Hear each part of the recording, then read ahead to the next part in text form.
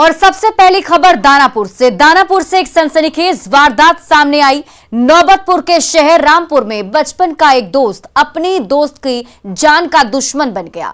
उसने बड़ी बेरहमी से अपने दोस्त के सीने पर खंजर घोंप डाला।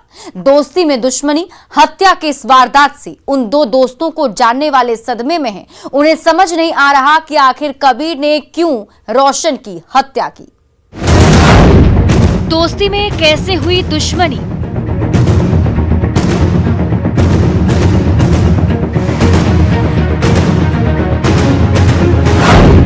दोस्त ने कैसे ली दोस्त की जान?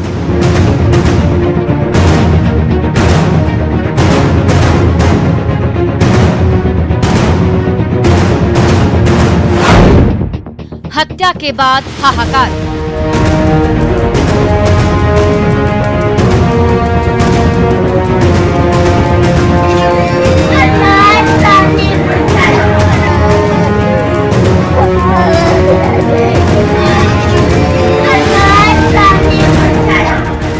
चीख चित्कार रोशन की परिजनों की है। रोती बिलखती ये महिलाएं घर का चिराग को जाने पर विलाप कर रही हैं। ये अपने बच्चे को पुकार रही हैं जो अब इस दुनिया में नहीं रहा।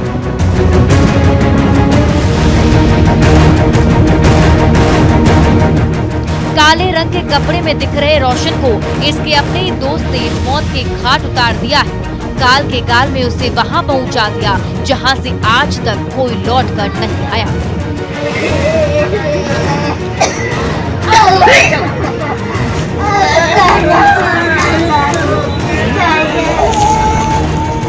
दोस्ती में दुश्मनी और फिर हत्या की वारदात का ये मामला दानापुर के नौबतपुर इलाके का है। यहाँ के शहर रामपुर गांव में बचपन का एक दोस्त अपने ही दोस्त की जान का दुश्मन बन गया और खंजर मारकर उसे मौत के घाट उतार दिया।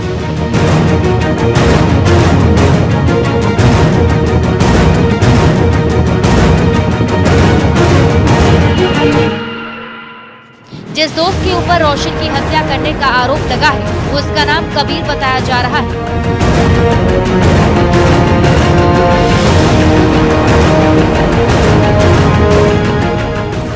कबीर के पिता का नाम रणधीर यादव है जिसे गांव में बाहुबली माना जाता है। बेटे की मौत से मर्माहत पिता अरुण जैन ने उसके दोस्त कबीर पर हत्या का आरोप लगाया और कहा कि मामूली लड़ाई में कबीर ने रोशन की हत्या कर दी।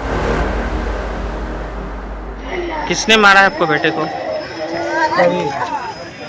क्या पहले से लड़ाई झगड़ा था? क्या था? बचपन का लड़ाई। पहले से लड़ाई झगड़ा था? कुछ क्या था? लड़ाई झगड़ा लोग करता था, पढ़ने जाता था लोग। कहाँ पढ़ने जाता था? कोचिंग के पास। कहाँ पे पढ़ने जाता था? बोला पे है शहर। आरोपी दोस्त कबीर की करुणा क्यों मर गई? कबीर इतना क्रूर कैसे हो गया? उसने अपने घर के चिराग रोशन को मौत के मुंह में पहुंचा दिया। आखिर क्यों उसने दोस्ती का कत्ल करते समय रहम नहीं खाई और चाकू से गोद कर उसे मौत के घाट उतार दिया?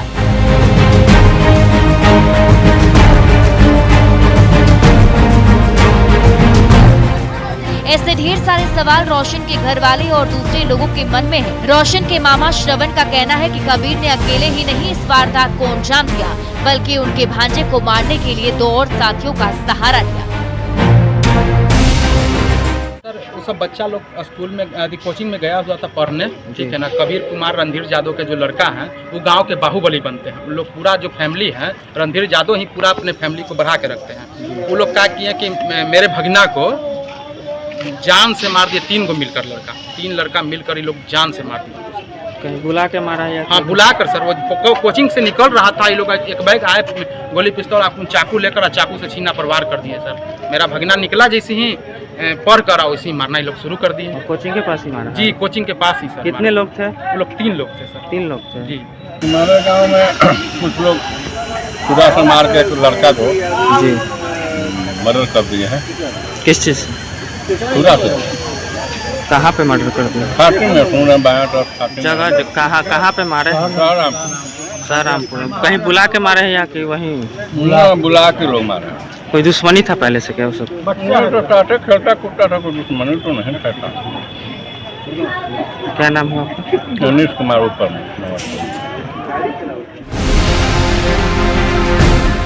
रोशन की हत्या के पीछे की असली वजह क्या है, ये फिलहाल किसी को मालूम नहीं। आरोपी दोस्त कबीर की गिरफ्तारी और पुलिस की जांच पूरी होने के बाद ही रोशन हत्याकांड की तस्वीर साफ हो पाएगी। आखिर क्यों बचपन के दोस्त रोशन और कबीर की जिगरी दोस्ती दुश्मनी में बदल गई, ये पुलिस के खुलासे के बाद ही पता चल पाएगा।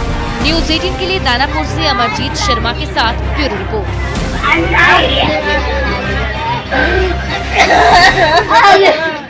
बिहार में अपराधी इतने बेखौफ हो चुके हैं कि कब कहां किसको कौन गोलियों से भून डाले ये किसी को मालूम नहीं है। और अगर आप मोटी रकम लेकर चल रहे हैं तो समझिए कि मौत आपका पीछा कर रही है। कटिहार के संतोष चौक इलाके में 2 लोगों पर जानलेवा हमले की कहानी के पीछे भी ऐसी ही वजह सामने आई। लेकिन सच क्या है, देखें वारदात की तफ्तीश करती हमारी ये रिपोर्ट। कटिहार में अपराधियों का तांडव। बेखौफ बदमाशों ने 2 लोगों को मारी गोली। जिंदगी और मौत से जंग लड़ रहे पप्पू और चिंटू। पुलिस के इकबाल पर उठ रहे सवाल।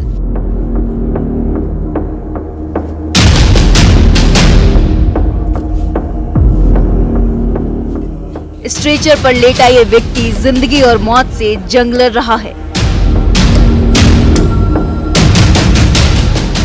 बीती रात जो इसके साथ हुआ उसके बारे में जानकर आपकी रूह कांप जाएगी।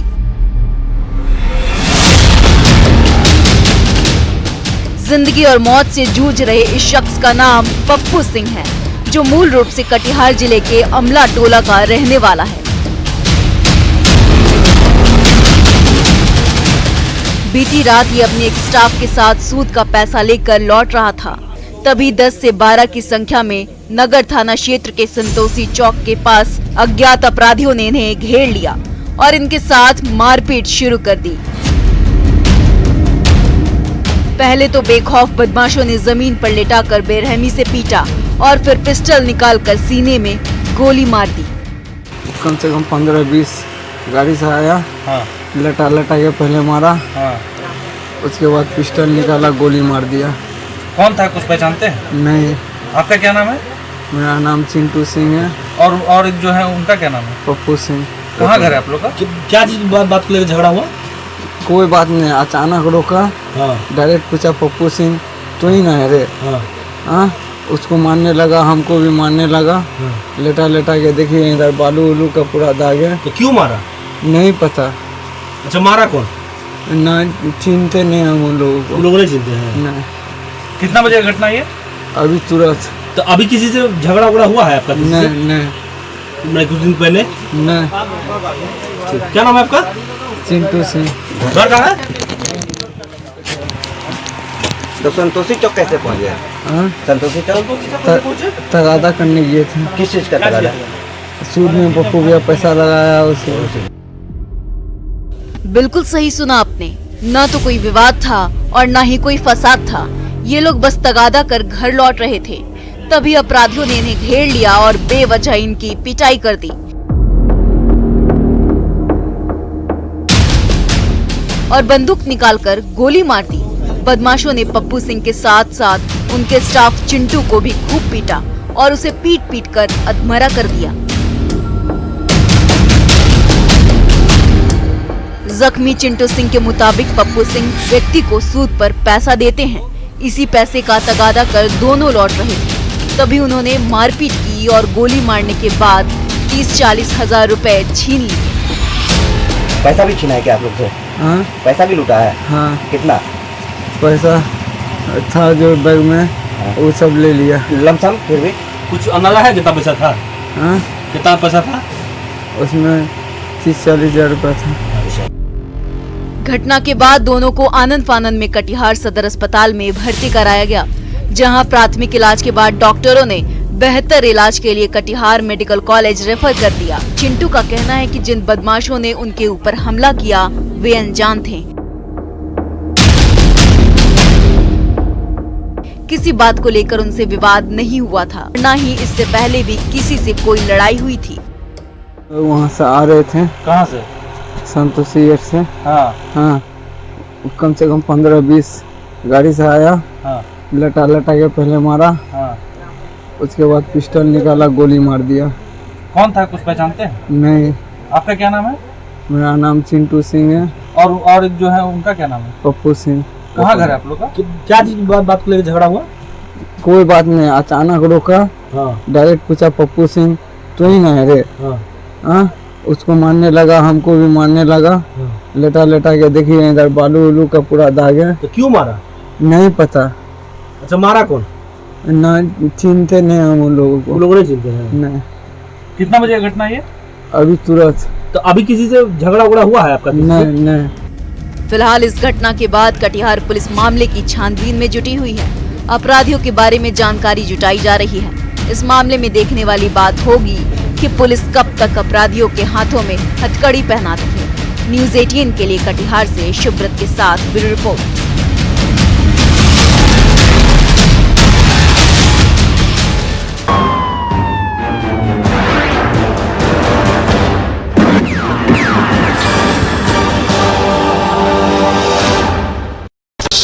चैनल दिन प्रतिदिन जो है बढ़ता ही जा रहा है। इस वक्त मैं मौजूद हूँ जिला के सीधी घाट पे। इस घाट की पहले मैं स्थिति दिखाना चाहता हूँ कि यहाँ से गंगा जी तक जाने में काफ़ी सीढ़ियाँ थी, लेकिन सभी सीढ़ियाँ जो है वो अब बिल्कुल ही डूब चुकी है। और डूबने का ये आलम है कि जो गंगा जी है वो सीधी घाट तक आने वाले का जो पथ है वहाँ तक वो पानी पहुँच गया। आप देख सकते हैं कि जो वहाँ पे बाइक लगे हैं, लोग साइकिल लेके गंगा जी में आ जाते हैं। तो ये कहा जा सकता है कि जो गंगा है सीधी घाट का जो मोहल्ला है उस मोहल्ले तक चला गया है। जो बच्चे हैं यहाँ के जो बच्चे हैं उनको अटगलियाँ करने का एक साधन मिल गया है। हालांकि ये काफ़ी खतरनाक साबित हो सकता है बच्चों के लिए। बिहार में बाढ़ की स्थिति हर साल ऐसे ही लोगों को परेशान करती है।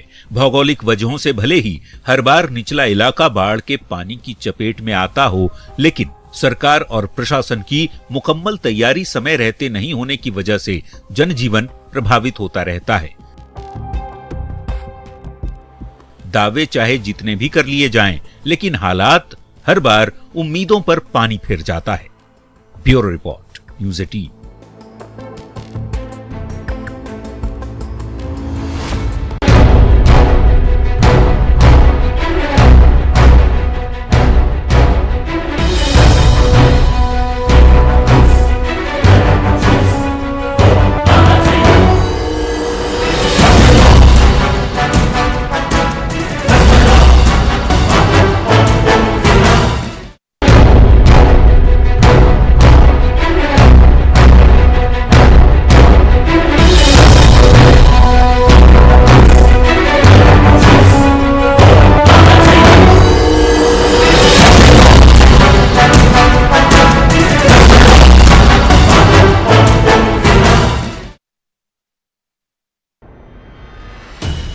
उत्तर प्रदेश में हो रही जबरदस्त बारिश की वजह से उसका सीधा असर अब बिहार पे पड़ने लगा है और गंगा के जल स्तर में तेजी से बढ़ोतरी होती जा रही है। और इस वक्त हम आपको तस्वीर दिखा रहे हैं गंगा नदी की।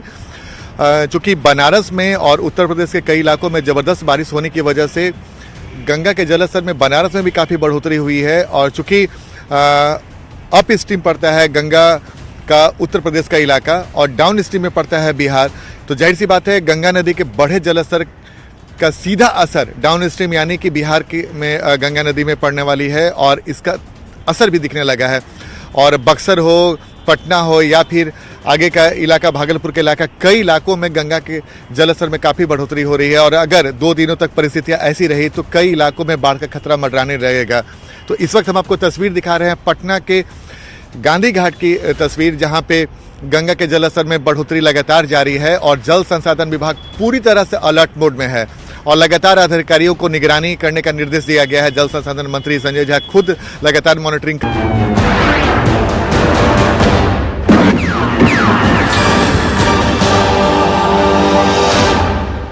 बेगूसराय में लुटेरे पैसे ही नहीं लूटते, वो ट्रक और ट्रैक्टर को भी लूट ले जाते हैं। तेघड़ा इलाके में बदमाशों ने ट्रैक्टर लूटने के लिए ताबड़तोड़ फायरिंग शुरू कर दी और लूटपाट का विरोध करने पर लोगों ने 2 सगे भाइयों को गोली मार दी, जिसमें से एक ने मौके पर ही दम तोड़ दिया।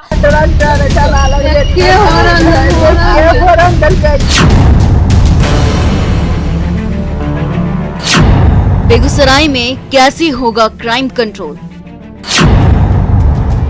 अपराधियों के निशाने पर दो भाई, बदमाशों ने भाइयों को गोली से भूना। हत्या के बाद परिजनों में हाहाकार। स्ट्रेचर पर मौत की चादर ओढ़कर सोया यह व्यक्ति अब कभी नहीं उठने वाला है। रोती बिलखती इन महिलाओं की आंखों से गिर रहे आंसू न जाने पुलिस प्रशासन से कितने सवाल कर रहे होंगे। इनकी चीखें ये पूछ रही होंगी कि अब इनकी सुरक्षा कौन करेगा और इनका घर परिवार अब कैसे चलेगा। दरअसल बेगूसराय के तेघड़ा थाना इलाके के बनहारा गांव में बीती रात बेखौफ अपराधियों ने सुबोध राय के घर अचानक हमला बोल दिया। बदमाशों ने लूटपाट की और जब सुबोध राय और उनके बेटे ने लूटपाट का विरोध किया तो उन्होंने गोलियां बरसानी शुरू कर दी। इसी दौरान उन्होंने सुबोध राय के दोनों बेटे अविनीश और रजनीश को गोली मार दी, जिसमें से एक बेटे अविनीश ने मौके पर ही दम तोड़ दिया, जबकि दूसरा रजनीश गंभीर रूप से घायल हो गया।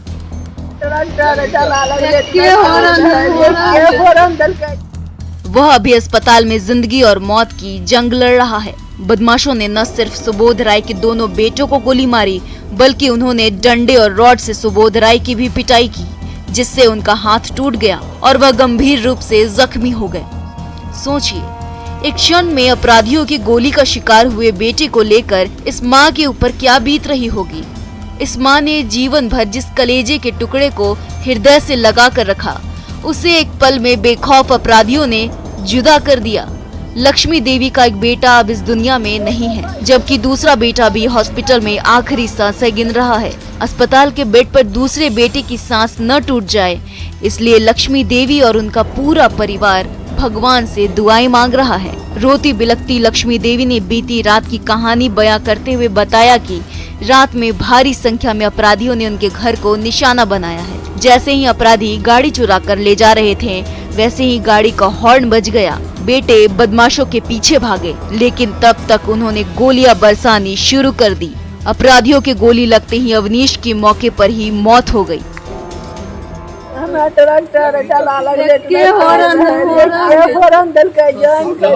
हाँ, और बाद की भेले तब फौरन जान के सब उठा तो गाड़ी रहे उठला सब देखल के उतर के लेबर देखल के गाड़ी लग जाए पहले मगर का देता तो तब फिर छोटका करके वो पप्पा गाड़ी लग चल गेला तब पप्पा उधर ही गेले अच्छा घर वो सब कुछ लूट लेल। हाँ, तो क्या को मार लेके गोली? बढ़िया से पता चल का सुतर थी होश छै। एकर की नाम भेले? अवनीश राय। आ बड़का के रजनीश राय। इस बड़ी वारदात के बाद बेगूसराय पुलिस भी सख्ते में है। पुलिस का कहना है कि अज्ञात अपराधियों ने इस घटना को अंजाम दिया है। हालांकि पुलिस की टीम लगातार छापेमारी कर रही है। जिले के सीनियर अफसरों के निर्देश पर कार्रवाई की जा रही है। पीड़ित परिवार के बयान पर मामला दर्ज कर आगे की कार्रवाई की जाएगी। बनहारा स्थित सुबोध राय के घर पर अज्ञात लोगों के द्वारा अभी कोई प्राथमिकी दर्ज नहीं हुई, नाम नहीं दिए हैं। फर्द बयान अगर दे देंगे तो नाम आ जाएगा। अपराधियों के द्वारा एक व्यक्ति की हत्या कर दी गई है गोली मारकर और 2 व्यक्ति को घायल कर दिया गया। अभी इन्वेस्टिगेशन की प्रक्रिया जारी है और हम हर जगह हम लोग छापेमारी जारी रखे हुए हैं। वरीय पदाधिकारी भी इसमें दिशा निर्देश दे रहे हैं। लूटपाट करने के दौरान ऐसी जानकारी मिली है कि एक ट्रैक्टर था, उसी को लेकर के लूटपाट की घटना बताई जा रही है, लेकिन अभी स्पष्ट रूप से प्राथमिकी नहीं मिला है और न अभी फर्द बयान दे पाए हैं परिवार के सदस्य। फर्द बयान दे देंगे तो आगे की बात बताइए। कितने लोगों को गोली लगी है? 2 लोगों की गोली लग चुकी है, जिसमें एक की मौत हो गई और एक जो पिताजी है सुबोध, पिताजी भी जख्मी हैं, अभी आईसीयू में हैं उन लोग, लेकिन भेंट नहीं हुई उनसे। बातचीत उसी समय हुआ था जो पैर हाथ में बांधे हुए थे। बीती रात सुबोध राय के घर पर जो हुआ, उसके बाद से इलाके में हड़कंप मच गया है। आसपास के लोग भयभीत हैं। वे डर रहे हैं कि न जाने कब अपराधियों के निशाने पर अगला परिवार कौन होगा। आखिर इन बेखौफ बदमाशों से उसकी सुरक्षा कौन करेगा, कौन उनकी जान बचाएगा। इस बड़ी वारदात के बाद कई सारे सवाल बेगूसराय जिले में लॉ एंड ऑर्डर की व्यवस्था को लेकर उठ रहे हैं। हालांकि पुलिस इस मामले की जांच में जुटी हुई है, लेकिन अभी तक अपराधियों का कोई सुराग नहीं मिल पाया है। न्यूज़ 18 के लिए बेगूसराय से संतोष कुमार के साथ ब्यूरो रिपोर्ट।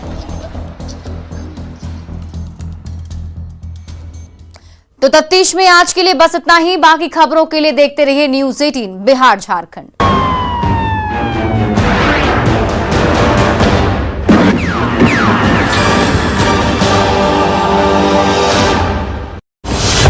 पुलिस के हत्थे चढ़े हाईवे के लुटेरे, बेरोजगारी ने बना दिया बदमाश, गिरफ्तार लुटेरे का कबूलनामा।